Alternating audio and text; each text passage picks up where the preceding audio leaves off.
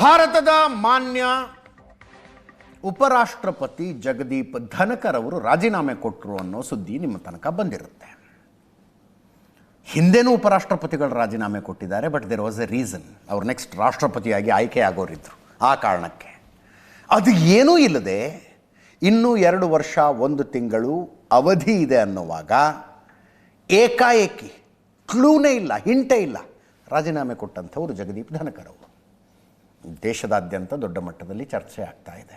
ನಿನ್ನೆ 9:25 ರಾಷ್ಟ್ರಪತಿ ದ್ರೌಪದಿ ಮುರ್ಮು ಅವರಿಗೆ ಕಳಿಸಿರುವ ರಾಜೀನಾಮೆ ಪತ್ರವನ್ನು ಪೋಸ್ಟ್ ಮಾಡಿದ್ರು ಜಗದೀಪ್ ಧನಕರ್ ಅವರು.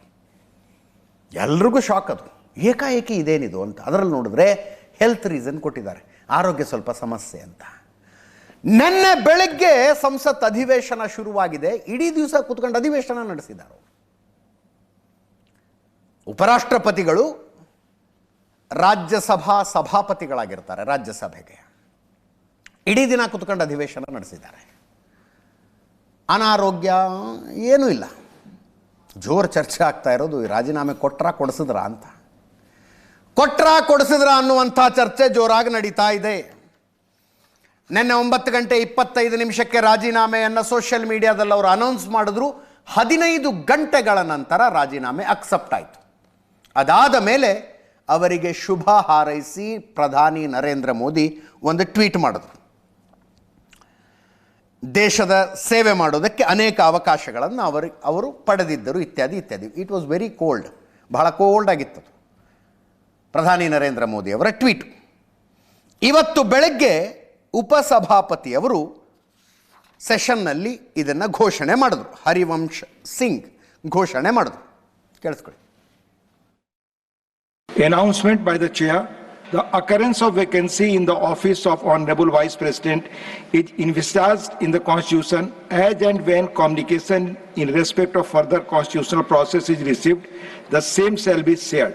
Announcement by the chair: the occurrence of vacancy in the office of Honorable Vice President is envisaged in the Constitution as and when communication in respect of further constitutional process is received, the same shall be shared. Actually ಆಗಿದ್ದೇನು ಅನ್ನೋದರ ಬಗ್ಗೆ ಜೋರು ಚರ್ಚೆ ಆಗ್ತಾ ಇದೆ.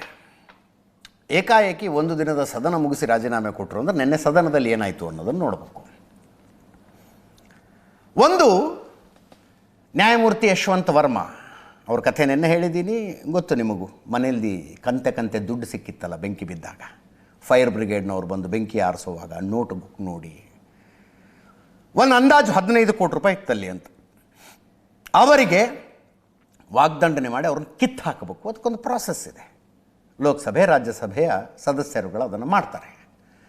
ಅದನ್ನು ಮಾಡಬೇಕು ಅಂತ ವಿಪಕ್ಷಗಳ, ಕಾಂಗ್ರೆಸ್ಸು ಸೇರಿದಂತೆ ವಿಪಕ್ಷಗಳ ಸದಸ್ಯರು, ಸಂಸದರು ಒಂದು ಸೈನ್ ಹಾಕಿ ಮನವಿಯನ್ನು ನೋಟಿಸ್ ರೂಪದಲ್ಲಿ ಜಗದೀಪ್ ಧನಕರ್ರಿಗೆ ಕೊಟ್ಟಿದ್ರು.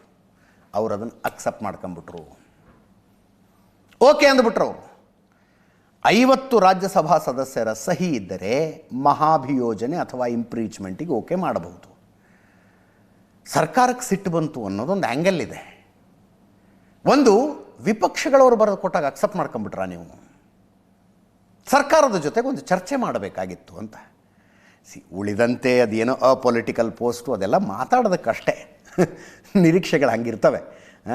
ಸರ್ಕಾರದ ಜೊತೆ ಚರ್ಚೆ ಮಾಡಬೇಕಾಗಿತ್ತು. ಚರ್ಚೆ ಮಾಡದೆ ನೀವು ವಿಪಕ್ಷಗಳು ಕೊಟ್ಟ ನೋಟಿಸನ್ನು ಅಕ್ಸೆಪ್ಟ್ ಮಾಡ್ಕೊಂಡ್ರಿ ಅಂತ. ಅದರಲ್ಲಿ ನ್ಯಾಯಮೂರ್ತಿ ಯಶವಂತ್ ವರ್ಮಾರ ಇಂಪೀಚ್ಮೆಂಟ್ ಆಗಲೇಬಾರ್ದಾಗಿತ್ತು ಅನ್ನೋ ಉದ್ದೇಶ ಇತ್ತಾ, ಅಥವಾ BJPಯ ಸದಸ್ಯರು NDAದ ಸದಸ್ಯರು ಮೂವ್ ಮಾಡಿದಾಗ ಅದು ಆಗಬೇಕು ಅನ್ನೋದಿತ್ತ, ಗೊತ್ತಿಲ್ಲ. ಅದನ್ನು ಅಕ್ಸೆಪ್ಟ್ ಮಾಡ್ಕೊಂಬಿಟ್ರು. ಸುಮ್ಮನೆ ಒಂದು ಸುದ್ದಿ ಹರಿದಾಡ್ತಾ ಇದೆ.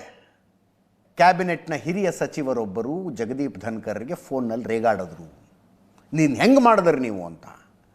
ನಾನು ನನ್ನ ಅಧಿಕಾರ ವ್ಯಾಪ್ತಿಯಲ್ಲಿ ಕೆಲಸ ಮಾಡಿದ್ದೀನಿ ಅಂತ ಅವರು ಕೂಡ ಅಷ್ಟೇ ಖಾರವಾಗಿ ಹೇಳಿದರು ಎನ್ನಲಾಗುತ್ತದೆ. ಯಾರೂ ಕನ್ಫರ್ಮ್ ಮಾಡೋದಕ್ಕಾಗೋದಿಲ್ಲ. ಅದನ್ನು ಕನ್ಫರ್ಮ್ ಮಾಡಬಹುದಾದದ್ದು ಒಂದು ಏನು ಅಂದರೆ, ನಿನ್ನೆ ಸಂಜೆ 4:15 ಬಿಸ್ನೆಸ್ ಅಡ್ವೈಸರಿ ಕಮಿಟಿಯ ಮೀಟಿಂಗ್ ಕರೆದಿದ್ರು. ಆ ಮೀಟಿಂಗಿಗೆ ಕಿರಣ್ ರಿಜಿಜುನೂ ಹೋಗಲಿಲ್ಲ, JP ನಡ್ಡಾ ಅವರು ಹೋಗಲಿಲ್ಲ. ಕಿರಣ್ ರಿಜಿಜು ಸಂಸದೀಯ ವ್ಯವಹಾರಗಳ ಸಚಿವರು, ಆ ಸಭೆಯಲ್ಲಿ ಇರಬೇಕು ಅವರು.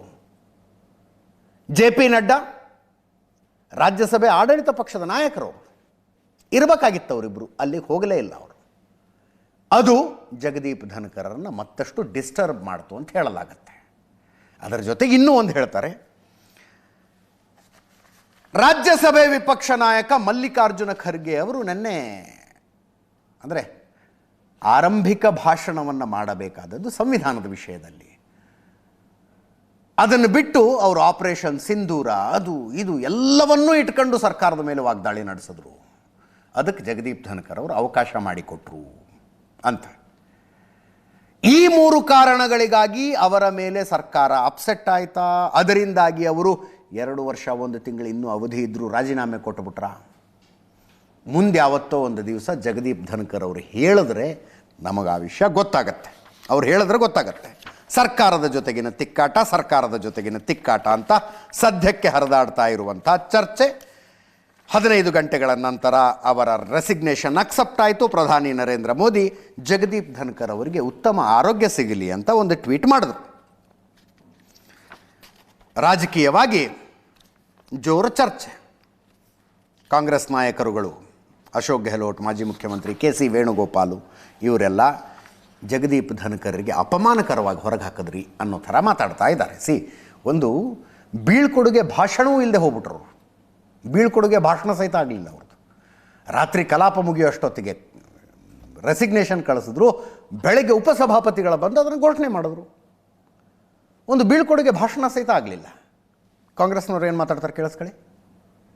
Government has to clarify why the Vice President resigned. Whenever the Vice President resigned, I saw the resignation letter of the Vice President. He thanked the government, but I didn't see any comment from the government. At least they have to give a thanks to the Vice President. That at least that he deserves. That government has. क्योंकि आजादी के बाद में उपराष्ट्रपति के पद से कोई इस्तीफा नहीं हुआ आज तक, पहली बार हुआ है. और जो कारण बताया गया कि स्वार्थ कारणों से मैं दे रहा हूं, उसमें आम लोगों को भी और किसी को भी सच्चाई नहीं लग रही है. अचानक उपराष्ट्रपति का इस्तीफा होता है तो देश दुनिया में चर्चा बन गई. और धनखड़ साहब वहां राजस्थान के थे तो राजस्थान वासियों को बहुत धक्का लगा, क्योंकि किसानों की बात जो है वो पार्लियामेंट के अंदर भी और बाहर भी जब मौका लगा, किसानों के जब आंदोलन हुए तब भी अब भी लगातार उठाते गए हैं. ಹಿಂಗೆ ರಾಜಕಾರಣ ಅಂದರೆ ಜಗದೀಪ್ ಧನ್ಕರ್ ಆ ಸೀಟ್ನಲ್ಲಿ ಕೂತ್ಕೊಂಡು ಸರ್ಕಾರವನ್ನು ವಿಪರೀತ ಸಮರ್ಥನೆ ಮಾಡಿಕೊಳ್ತಾರೆ. ವಿರೋಧ ಪಕ್ಷಗಳಿಗೆ ಮಾತಾಡೋದಕ್ಕೆ ಬಿಡೋದಿಲ್ಲ. ಸರ್ಕಾರದ ಪರವಾಗಿ ಹೇಳಬೇಕಾದ ಮಾತುಗಳನ್ನೆಲ್ಲ ಇವರೇ ಹೇಳಿಬಿಡ್ತಾರೆ ಅಂತ ಕಾಂಗ್ರೆಸ್ನವರು ಅದಕ್ಕೆ ಎಷ್ಟು ಆಡ್ಕೊಂಡ್ರು ಇವ್ರನ್ನ. ಮೋದಿ ಅವ್ರ ಮುಂದೆ ನಡು ಬಗ್ಗಿಸಿ ಮಾತಾಡ್ತಾರೆ ಇವರು. ಅಲ್ರಿ, ಸಂಸತ್ ಭವನದ ಮುಂದೆ ಮಿಮಿಕ್ರಿ ಮಾಡಿ ತೋರಿಸ್ಲಿಲ್ವಾ? ಜಗದೀಪ್ ಧನ್ಕರ್ದು ಮಿಮಿಕ್ರಿ ಮಾಡಿ ತೋರಿಸಿದ್ರು. ಈಗ ಅವ್ರು ರಾಜೀನಾಮೆ ಕೊಟ್ಟರು ಅಂದರೆ ಅಯ್ಯೋ ಪಾಪ ಅನ್ಯಾಯ ಆಗ್ಬಿಡ್ತು ಅವ್ರಿಗೆ ಅನ್ನೋ ಥರ ಮಾತಾಡ್ತಿದ್ದಾರೆ. ಈ ಮಧ್ಯದಲ್ಲಿ ಶಶಿ ಥರೂರ್ ಅವರು ಏನು ಹೇಳಿದ್ರು ಅನ್ನೋದು ಇಂಟ್ರೆಸ್ಟಿಂಗು. ಶಶಿ ಥರೂರ್ ನಿಮಗೂ ಗೊತ್ತಿದೆ, ಆಪರೇಷನ್ ಸಿಂಧೂರ ಆದಾಗಿನಿಂದ ಈ ಒಂಥರ ಒಂದೇ ಮನೇಲಿದ್ದರೂ ಗಂಡ ಹೆಂಡತಿ ಮಾತಿಲ್ಲ ಕತೆ ಇಲ್ಲ ಅನ್ನೋಂಗಿರ್ತಾರಲ್ಲ, ಹಂಗಿದ್ದಾರೆ ಅವರು ಕಾಂಗ್ರೆಸ್ನಲ್ಲಿ.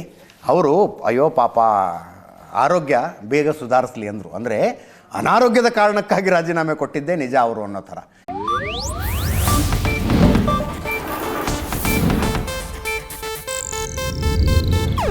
ಇದು ಏಷ್ಯಾನೆಟ್ ನ್ಯೂಸ್ ನೆಟ್ವರ್ಕ್ ಪ್ರಸ್ತುತಿ.